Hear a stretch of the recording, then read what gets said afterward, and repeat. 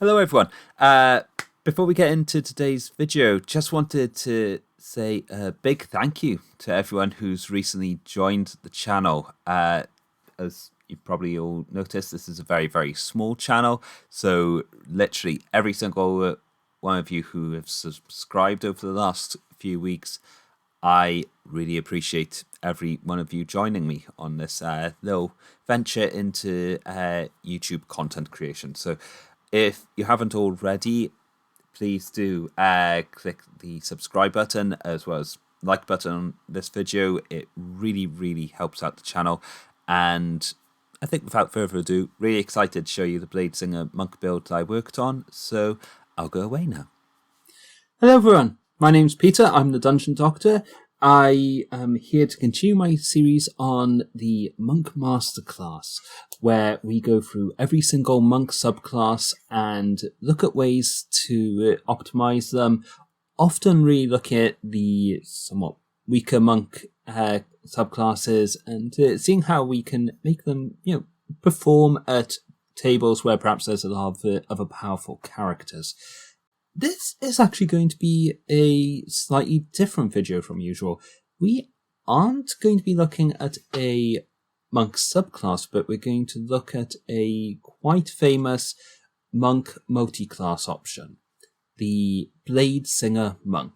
The reason why this combination is quite famous is because people look at the two classes, or rather the monk class and the Bladesinger class, and what they see is that when a Bladesinger wizard's blade song ability is active, they get to add their intelligence score to their armor class. Meanwhile, a monk is able to get their armor class up to 20 using their dexterity and their wisdom.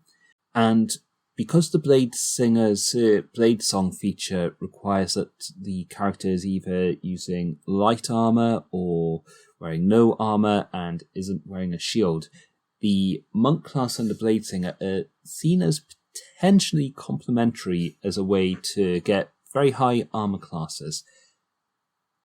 I actually think this strategy is somewhat flawed, though. The reason is it's relying on getting 3 ability scores very high: your dexterity, your wisdom, and your intelligence.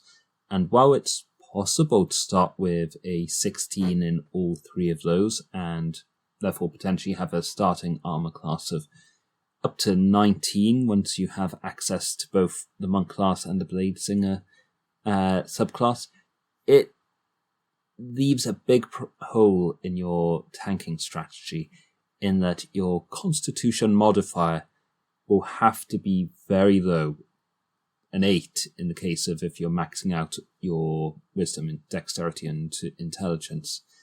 And therefore, while you've got a high armor class, you have no way of actually taking much damage when it does eventually come your way, be it from spell effects like area of effect damage, which even on a half damage on a successful save, it's still going to be chipping away at your few hit points. Or, most dreaded of all, is a natural 20. At the time of recording, is still causing critical hits. That may change with future playtest content, but we aren't here to talk about playtest today. We're here to talk about the current edition.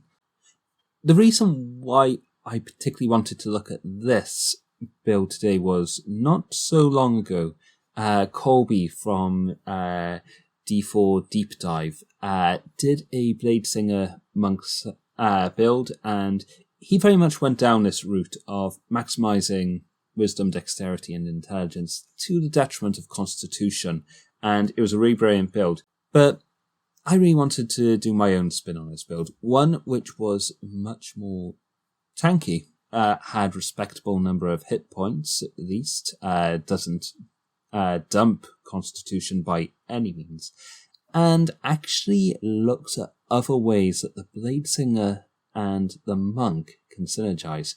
We've got maybe a little bit of a hint of what to expect here with our dear friend Harley Quinn over the shoulder, who's very much the inspiration behind a lot of how this class works. So we'll get into that as we go. But without further ado, I present to you the Bladesinger monk build, or the Harley Quinn, or the Hammerdancer. So this is going to be a bit of a quicker build. This time we don't have to worry about any specific multiclassing. We're just taking levels in Wizard and Monk. To make this build work, we do need to go for either custom lineage or variant human to get that feat at level 1. In this case, we're going for a feat which I did badmouth a little bit during my How to Optimize Monk video, and that is the Crusher feat. Crusher gives us a +1 to con, which is very useful on a build which is going to be ostensibly tanking, but also once per turn, when we hit a creature that is no more than one size larger than us with bludgeoning damage, we can move them 5 feet in any direction. Additionally, if we get a critical hit on a creature using bludgeoning damage, then all attacks against that creature for the next turn have advantage. We'll see exactly how this is useful for us, but it has been said often that for monks, this is quite a good feat to take because A, all our unarmed strikes are doing bludgeoning damage, and it also gives them a way to push an enemy away from them for when they are using hit and run tactics, which I feel with a monk's low hit points and their high mobility is a reasonable strategy to take. What we're going to do for our ability scores. So assuming that we're going point by as always, we're going to take a 9 strength. We're going to take a dexterity of 15 and put one of our +1s there. From Crusher, we're going to take our +1 and add it to a 14 constitution, giving us 15 in constitution. For intelligence, we're actually going to take 14, taking a 13 +1 from variant human. For wisdom, we're going to take 13. And for charisma, we're going to be dumping that and taking an 8. Those who are used to Bladesinger monk builds are probably going to be maybe a little bit confused because neither our wisdom or our intelligence are maximized here. And neither is our constitution score at the moment. The only one that's really maximized is our dexterity. But we're going to see how this all pans out as we go onwards. For our skills, I actually quite like athletics on this build, even though we do suffer with a -1 modifier on our strength. There is a potential use for athletics on this character later that will be useful to have. Otherwise, though, I would be quite keen to grab stealth. Any character that's not going around in heavy armor is a good candidate for stealth, so glad to have that. And if only for the theme, I'd really like to have acrobatics on our Harley Quinn.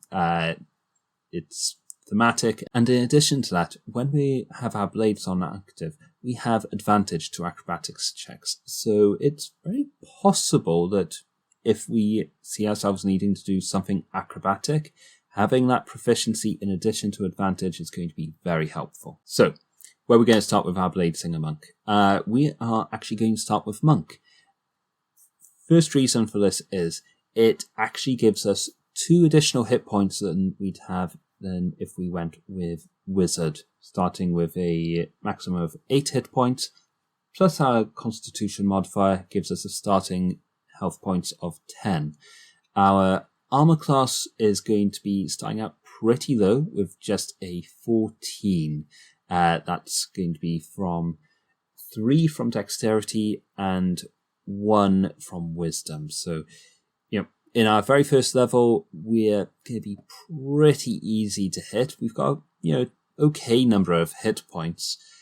But I feel like what we're probably going to be doing at this point is just running in, relying on Bludgeoner to push a creature away from us, and then running back out. Very much going with that hit and run tactic. And for our weapon, we'll be using a quarterstaff, giving us a d8 damage die. And we get to add our dexterity to that thanks to the martial arts feature of Monk. Moving on to level 2, we're going to take a wizard level. That makes us a monk 1 and a wizard 1. This is going to straight away solve our problems with our armor class, because instead of relying on the monk's unarmored defense, we're going to rely on dexterity added to the mage armor spell.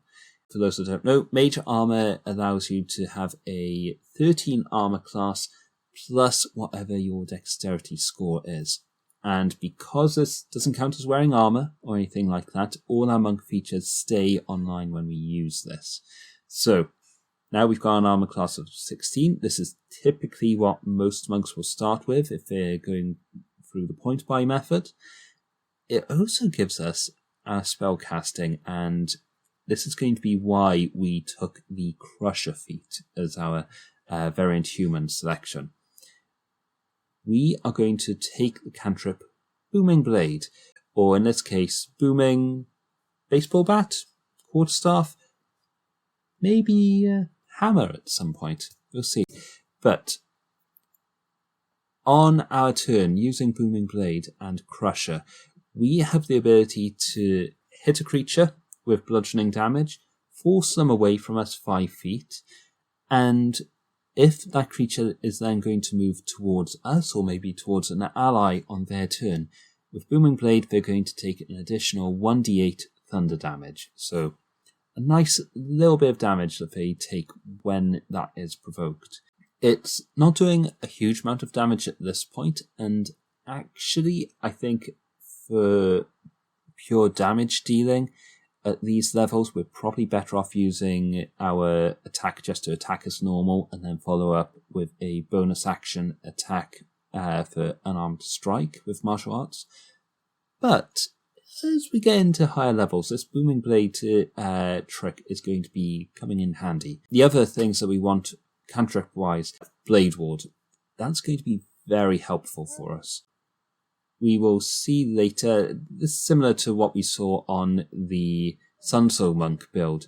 With Blade Ward on a monk, we have this ability to stack up multiple forms of defense on our character.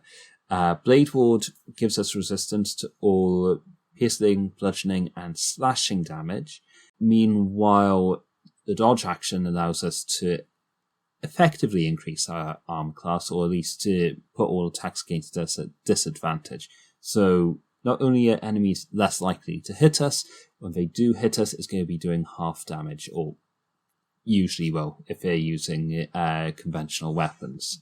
So a great way to make a very tanky character. We'll get into later, but this particular build is going to have some more tricks that they can do with that combination of Blade Ward and patient defense than the Sunsoul Monk can, but we'll get to it later. In addition, we have, as we pick up more wizard levels, we may want to pick some other cantrips. There's always useful minor illusion, but on this character, I quite like the light cantrip. We're human, and unless we're getting dark vision through some other means, having the light cantrips can be very helpful for dark scenarios. Also, I quite like Green Flame Blade on this character. There are cases where that's going to be a better use for us than Booming Blade, but we'll, probably mainly rely on Booming Blade. So just some nice extra options.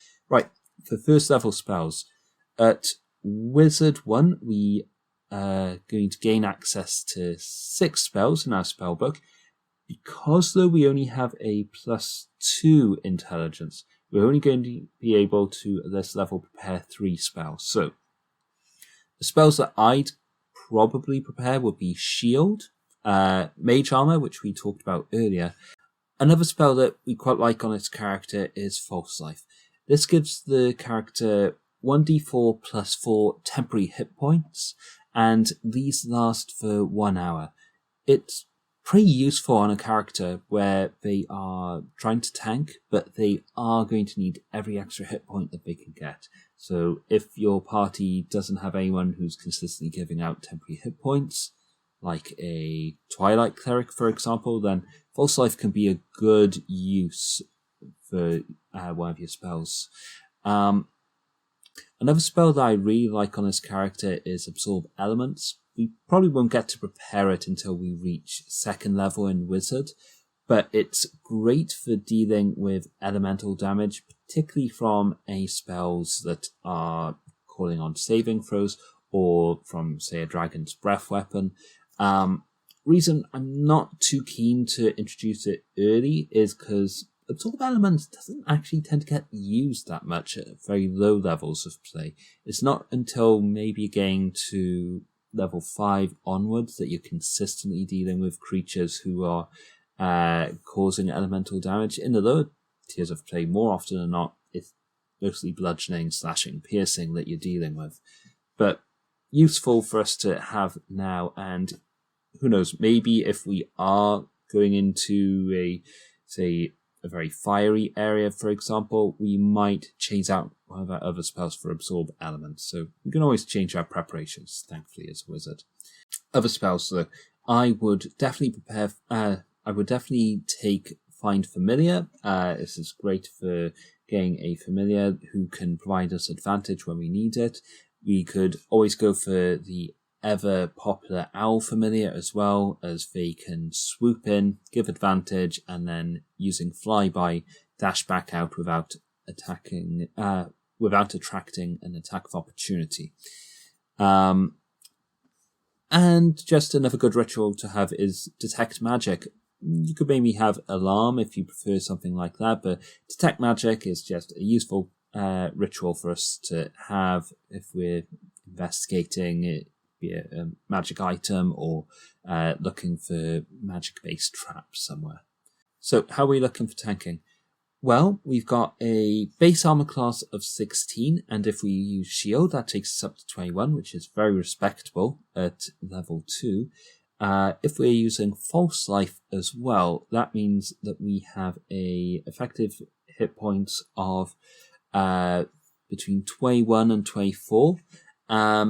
But we are also using mage armor, so probably we're running out of spell slots at this point. So we'd definitely use mage armor probably at the start of the day. That gives us one spell slot over for probably using shield when we need it.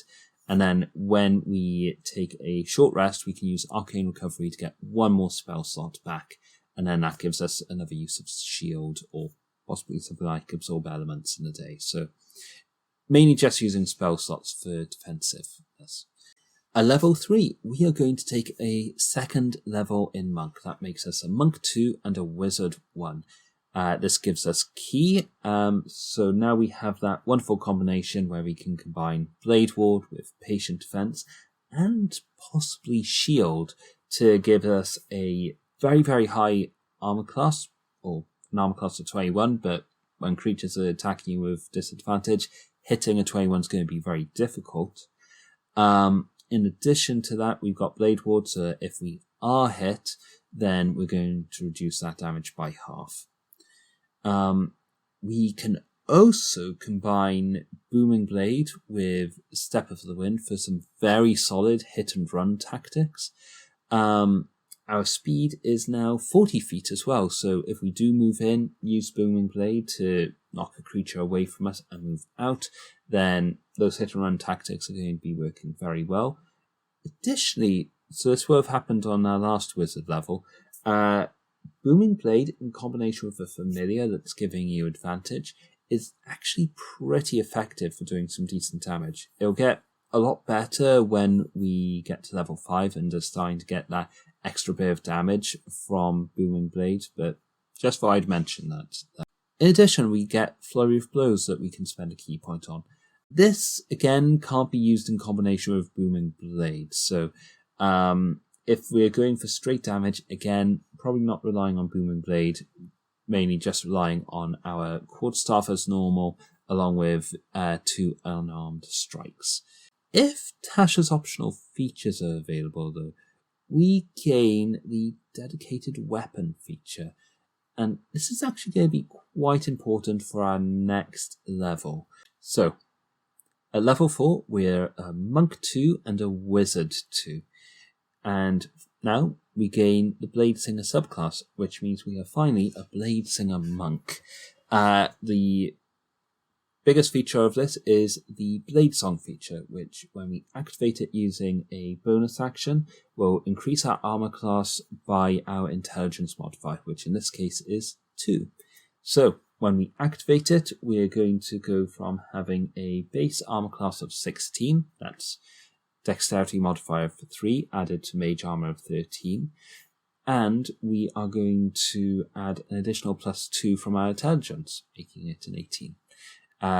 That's pretty respectable. We can do this twice a day, as many times as our proficiency bonus, and when we reach level 5, that's going to go up to 3 as well.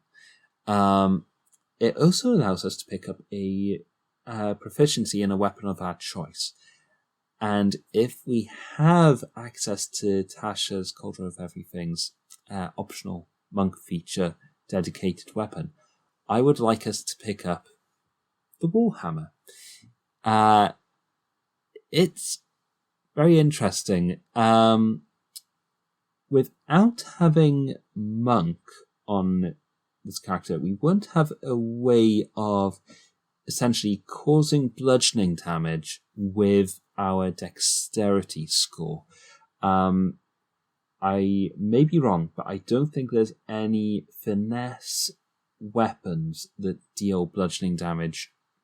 And so the only way we can kind of combine this Crusher feat with Booming Blade with Bladesinger is to have the monk level, and I think leaning into that by having a Warhammer as our dedicated weapon is a great way to sort of get the most out of it.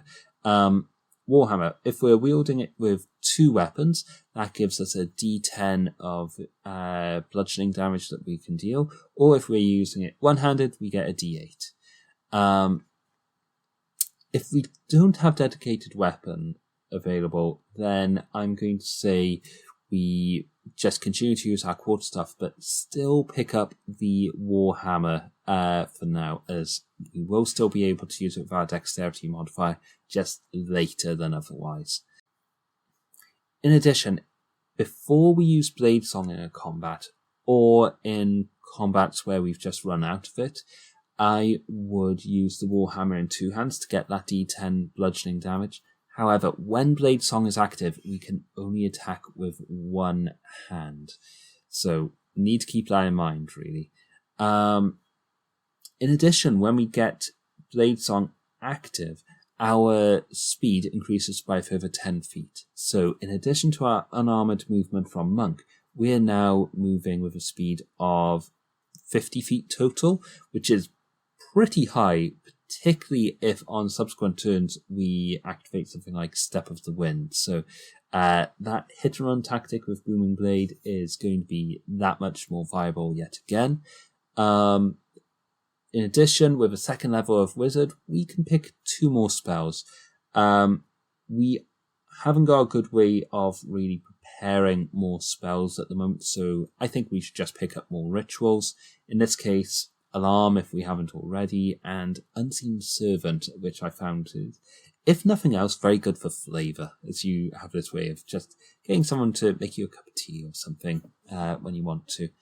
And because we got another level in Wizard, now we can prepare Absorb Elements if we haven't been doing so already.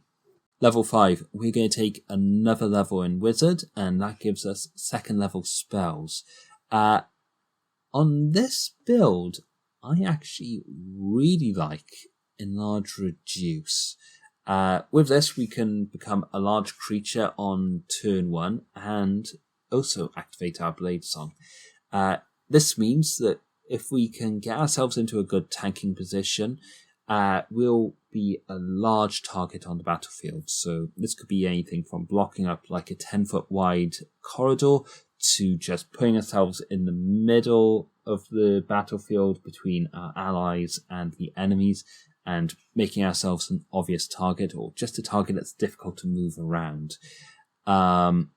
When we activate Enlarge Reduce, we get an extra d4 of damage on every attack we make. So if we're using our Warhammer along with Martial Arts, then we get 1d10 bludgeoning damage from the Warhammer.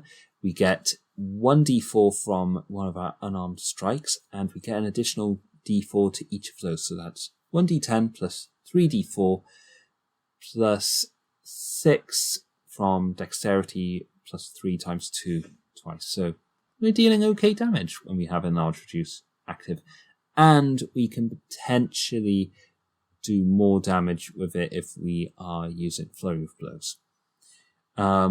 We also have advantage on strength checks. So what I mentioned earlier about us taking athletics proficiency, that's where it comes in useful, because at this level, we are level 5. We would have a +3 modifier thanks to the proficiency bonus, but then we take -1 off that for having a negative strength. So that gives us a +2. With a +2 modifier in athletics and advantage, I'm not saying that it's always going to be viable, but we've got okay odds at grappling. So when we want to, we can be large and in charge. We can grab someone to stop them moving away and just start decking them with baseball bat or warhammer, whichever you want. We also now have Booming Blade dealing a extra d8 of thunder damage on our initial hit and 2d8 if the creature moves away. So now we do have it being a bit more viable as our primary attack option. It's still probably just tiniest bit better to hit with a straightforward warhammer and martial arts, particularly if we have Enlarge Reduce active, but particularly if we haven't got a magical weapon and we are dealing with a creature who's maybe resistant to non-magical bludgeoning damage. I think Booming Blade might be a bit more useful there. Now that we're at level 2 as well, that gives us 4 first level spell slots. So now we've got probably more than enough spell slots for keeping up mage armor and doing shield a couple of times in the day. For other second level spells besides Enlarge Reduce, we might consider preparing Shadow Blade, although it doesn't really combine well with the Crusher feat, as it deals not even slashing damage, it deals psychic damage.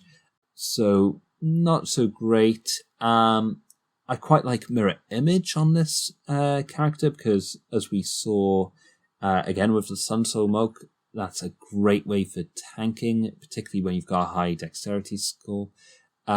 We could also pick up Misty Step, which is great for just getting us out of a bad situation.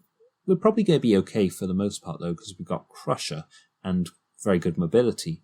And then the last one I would consider picking up is Web. This is a very good option for us because we have forced movement options. If we have an area that's covered in webbing and a character is just outside that, or rather a monster is just outside that, we can run up to them and use a warhammer and unarmed strike to hit them into it, and then on their turn they're going to need to make that saving throw. Our saving throw isn't very good. We've only got an intelligence of 14 after all. But, it's still difficult terrain, and there's still a chance that with enough enemies sort of falling into the web's area of effect, it's going to affect someone. At level 6, we're going to take yet another level in Wizard. So we're now a Monk 2 and a Wizard 4. There's not much to add with spells, as we've talked about our options there already.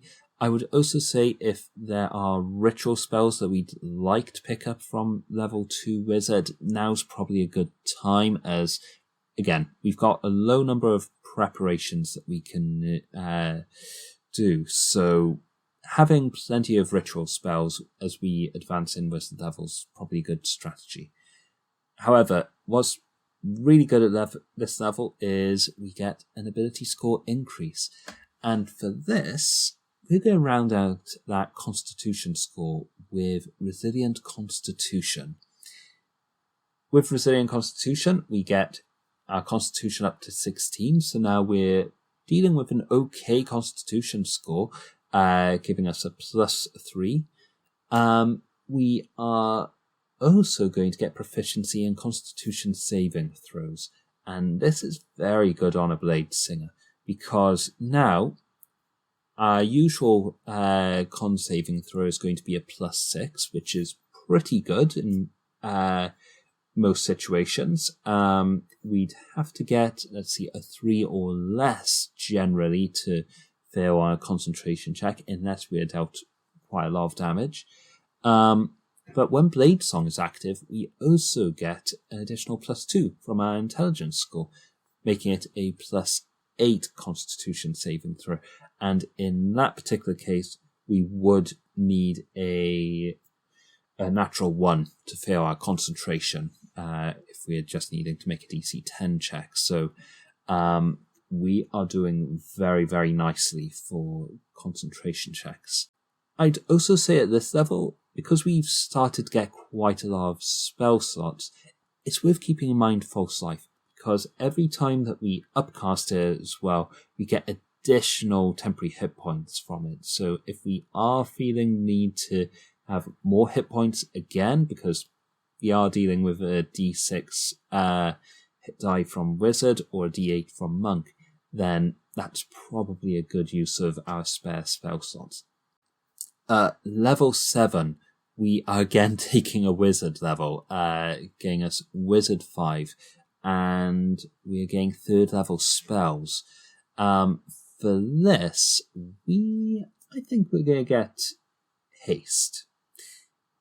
So, the Haste spell is very good. It gives us a +2 armor class, so if we've got our Blade Song active and Haste active, our armor class is 20. If we use Shield on top of that, it's boosted up to 25, so we've got a pretty high armor class. On subsequent turns, after we've used Blade Song, we can also use Patient Defense to put disadvantage on attacks against us. The big flaw with Haste is usually that our concentration can drop.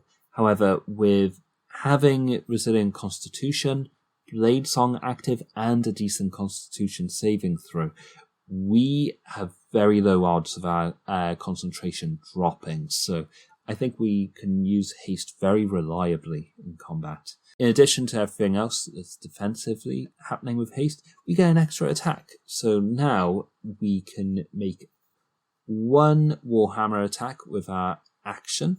We can make a unarmed strike with our bonus action using martial arts. And with our additional attack action, we can make another Warhammer attack.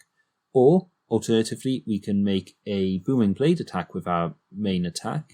We can make an ordinary Warhammer attack with our second attack from Haste. And then bonus action, it's free for Patient Defense or Blade Song or something else. So, we've got a good few attack options there. At level 8, we're going to take our next level in Wizard, so we're very heavily Wizard at this point. And this is going to give us something that's going to really help with our damage. We gain extra attack from Wizard. It does a lot of good things for our Monk as well, in that as part of that extra attack, we can use a cantrip. And that means that where before, if we use Booming Blade, it's our only attack and we can't combine it with our martial arts. Because we are getting it as part of extra attack, it still counts as the attack action, which means that our Bladesinger Monk can make a Booming Blade attack, they can make a second Warhammer attack, and then they can make an unarmed strike. And then if they have haste, they can make a 4th attack with their Warhammer. So that is 3 Warhammer attacks and an unarmed strike. Oh, and that unarmed strike could be a flurry of blows as well. So making a total of 5 attacks that we can make. That's quite a lot of attacks, and one of them is a Booming Blade as well. So we're able to start stacking a decent bit of damage on this. There is also the option that instead of Booming Blade, that we use Blade Ward, and we can then still make those additional attacks and be very tanky. So, yeah, we've got defensive options, attack options, getting that ability to, make a cantrip attack or just cast a cantrip as part of the attack action really increases the synergy between Monk and Bladesinger, and really it's why I wanted to get to level 6 Wizard as quickly as possible, rather than invest anything further into Wizard. A spell that I forgot to mention when we reached 5th level in Wizard was Fly. I mentioned this with the Sunsoul Monk, but it just pairs so well with our unarmored movement. I believe with Bladesong active, it gives us an additional 10 foot of movement as well. So Fly would have an 80 foot movement speed, so pretty much as high as we'd probably need it to be. But for other spells that we want from the 3rd level spell list, we could pick up Phantom Steed, which is a nice additional mobility option for us. For other rituals, we'd probably want to pick up Leomund's Tiny Hut as well. Another spell that would be really useful to have, and we haven't got a good intelligence modifier, but it's still useful to have lots of characters to have, and that is Counterspell. Counterspell would just be very useful to have to shut down enemy spellcasters. Level 9, having finally gotten that great Wizard 6 feature from Bladesinger, we're going to start reinvesting in Monk. We finally gain our Monk subclass, and for people who maybe paid attention earlier in this video with regards to what I said about the Warhammer, we're going to be gaining the way of the Kensei, or the Kensai. Kensei? I think it's Kensei with Japanese pronunciation. Correct me if I'm wrong. And our Kensei weapons are going to be the Warhammer, as mentioned before, and the Longbow. So Warhammer we may not have needed to pick if we had access to the dedicated weapon feature from Tasha's, but if we didn't have that, now the Warhammer is officially our weapon of choice, and if we hadn't already, we will have upgraded from our quarterstaff / baseball bat to the iconic Harlequin hammer. And in addition to that, we have the longbow, which is a great ranged option. With our Bladesinger, we have access to the extra attack feature. Now, normally we won't be able to use a longbow because it's a two-handed weapon in addition to Bladesong, but if we don't have Bladesong active, there's no reason why we can't make either a cantrip or an attack with our first attack, a second attack with the longbow using extra attack. We have the ability to make an unarmed strike or flurry of blows because longbow's a monk weapon, and if we have haste active, we can make a third longbow attack as well. So we're able to do pretty well with a longbow as well as a warhammer.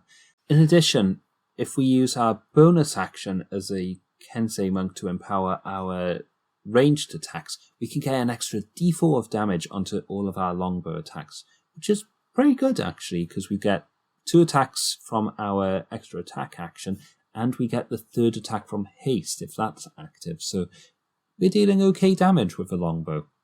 The reason why I really liked Kensei though was for their agile parry feature. It combines really well with Bladesinger. So let's see why. Our first attack as a Bladesinger, we can cast Blade Ward, giving us resistance to all attacks.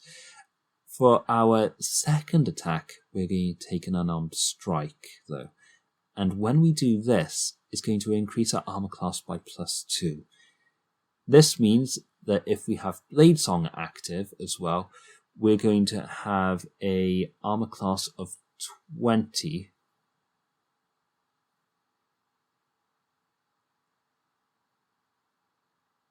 Hang on. 16 from mage armor and dexterity.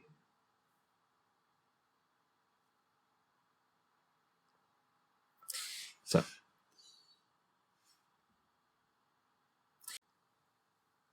however, what I really liked was how the Kensei's agile parry feature combines well with our strategy as a Bladesinger monk.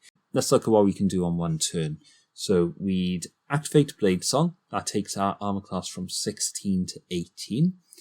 We would then perhaps use Blade Ward as our cantrip to give us resistance to physical damage.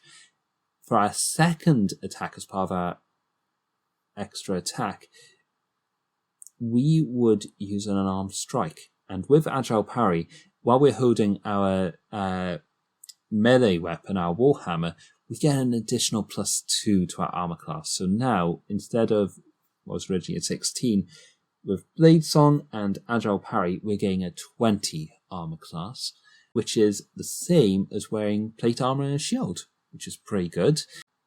And then we, on top of that, can cast Shield as a reaction.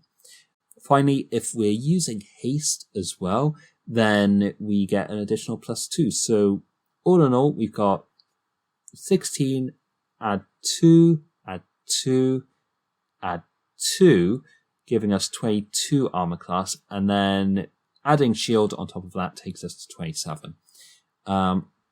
And on subsequent turns, we can take the dodge action. So yeah, attack rolls aren't likely to hit this character at all. So we're dealing with a very good tank as far as armor class goes. Let's see where we go from here though. At level 10, we're going to take another level in Monk to be a Monk 4 and a Wizard 6. And this is the point where I'd like to start increasing our dexterity. So we'd go from a base armor class of 16 to 17. That's dexterity plus mage armor, which means that +1's going to add to all our various iterations of our armor class, meaning that our maximum without any spells, apart from mage armor, is 21. But then if we use haste, it's 23. And then if we use shield on top of that again, it's 28. Yeah, this character is very, very good at blocking attacks. And also from Monk, we get Slowfall, which is pretty nice. Oh, and something else I forgot at level 3 was that we get Deflect Missiles as well. So in the rare cases that an attack roll does hit us, those ranged attacks can be easily deflected. Oh, something I forgot to mention at level 9, our proficiency bonus will have gone to +4, and that means our Constitution saving throws while Blade Song is active would be a +10. So at that point, unless you're doing something with natural ones automatically failing saving throws, then there's no reason why we should fail a Constitution saving throw for anything less than 20 damage. At level 11, I feel like for a Bladesinger monk following this path, we've taken all the monk levels that we reasonably needed. If we went to monk 5, we'd gain Stunning Strike. However, I very deliberately sacrificed our wisdom because I felt that for much of our career, wisdom really wasn't going to contribute that much. Not when mage armor could do the job instead. Also from Wizard, from Bladesinger Wizard, we gain the extra attack, so we don't get that. And so really there's just not enough motivation to go for higher levels of Monk on this particular build. So instead, we're just going to take more Wizard levels. So level 11, we're going to be a Monk 4 and a Wizard 7. At Wizard 7, we gain 4th level spells. For options, I really like Dimension Door. That combines it really well with our great movement speed and Step of the Wind, so we can very easily run in and get a party member out of danger. Other great spells, stuff like Polymorph, doesn't rely on our intelligence score. In fact, if anything, it relies on our constitution, so for maintaining concentration. So yeah, looking at those spells that don't rely on our intelligence is probably a good way to go.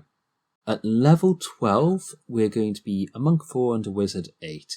This means we get another ability score increase, and I think with this we can add yet another +2 to Dexterity, taking our Dexterity all the way to 20, which is very good. That means that our base armor class using Mage Armor is 18, with Blade Song it's 20, with Agile Parry it's 22, with Haste it's 24, and with Shield on top of that it's 29, and we can use Patient Defense. So yeah, I think by the time we reach level 12, we are pretty much unhittable if we want to be, which I think is what we want. If we are able then to put ourselves in a key position on the battlefield, we can tank against attack rolls for as long as we want. If we don't want that extra dexterity score, which I don't know, I think it's pretty good to have because it's also increasing our hit rate and our damage with attacks, including our longbow, our warhammer, our unarmed strikes. I think another option might be to take the tough feat. This again helps resolve a lot of our hit points. At this point, I'm not too worried about our armor class as well. So if we took the +2 for every level, effectively what it does is instead of dealing with the d6 hit die of a wizard that we're mostly dealing with, we're kind of getting the equivalent of a d10 from a fighter. So suddenly it makes us kind of a lot better at that tanking role, even though we do have lots of ways of stopping attack rolls and some ways of mitigating sort of elemental damage with absorber elements. Other options are we could maybe consider taking a +2 in con as well. That takes us to an 18 constitution, giving us even more hit points, not as much as tough, but giving us quite a lot. And again, it's improving our constitution saving throw. And yeah, that takes us to the end of the build. As always, I stop at level 12.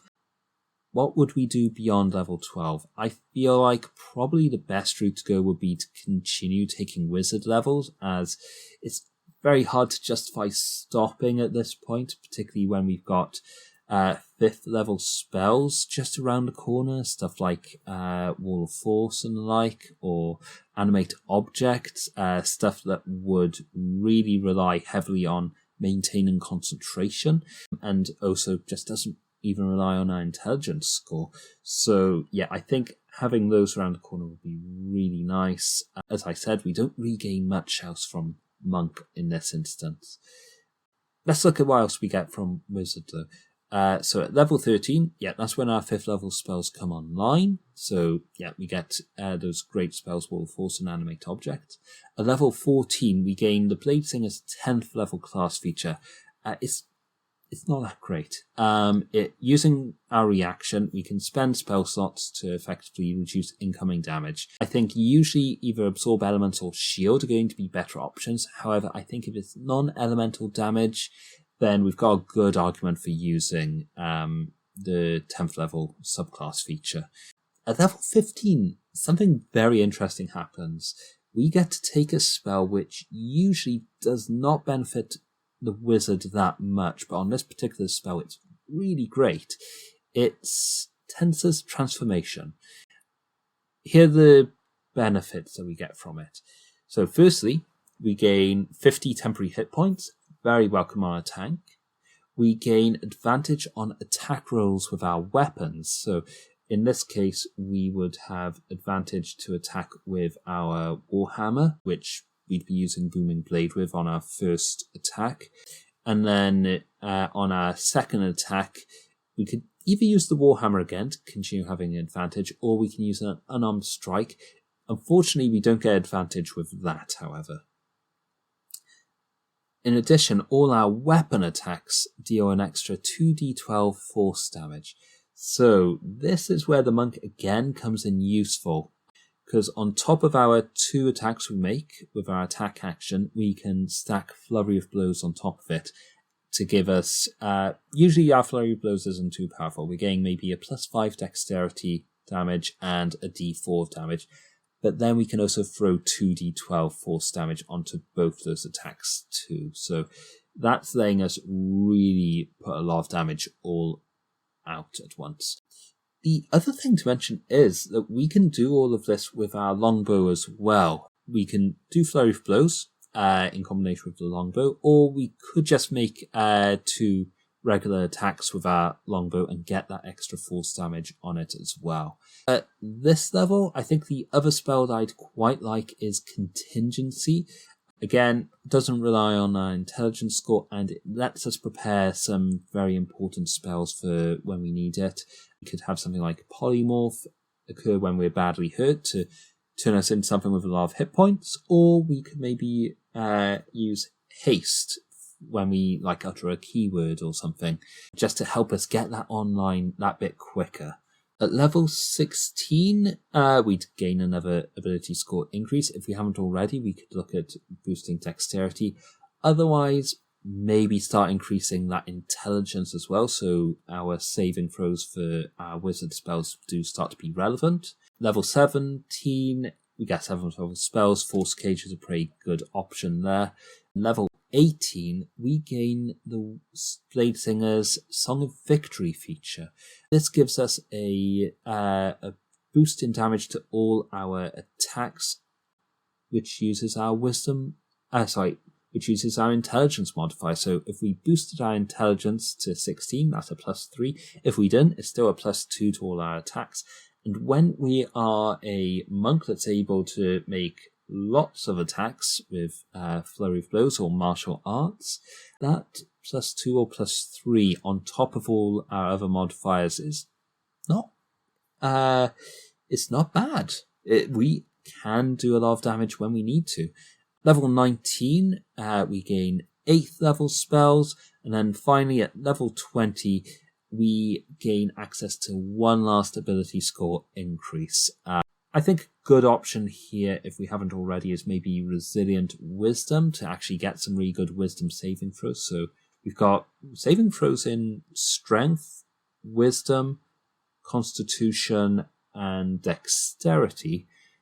Or we could look at increasing our intelligence further. That applies to our armor class and our saving throws and our constitution saving throws, or at least for concentration it does. So yeah, we top out at potentially very high armor class. So let's say we've got a dexterity score of dexterity score of 20 and an intelligence score of just 16. Our armor class with mage armor is now 18. If we activate Blade Song, it's 21. If we have Agile Parry, we have 23. If we have Haste, we're up to 25. And then finally, if we throw Shield on top of that, it's 30. And if we want to, we can throw Patient Defense on top of that, so attacks at disadvantage. And also we can use Blade Ward for resistance to physical damage. So all in all, very, very defensive. And with that Song of Victory feature from earlier, if we've got our intelligence all the way to 16, we're getting like a +8 damage modifier on all our attacks, and we're getting a lot of attacks. So yeah, I think this is... Looking at it overall, we've got a very high armor class.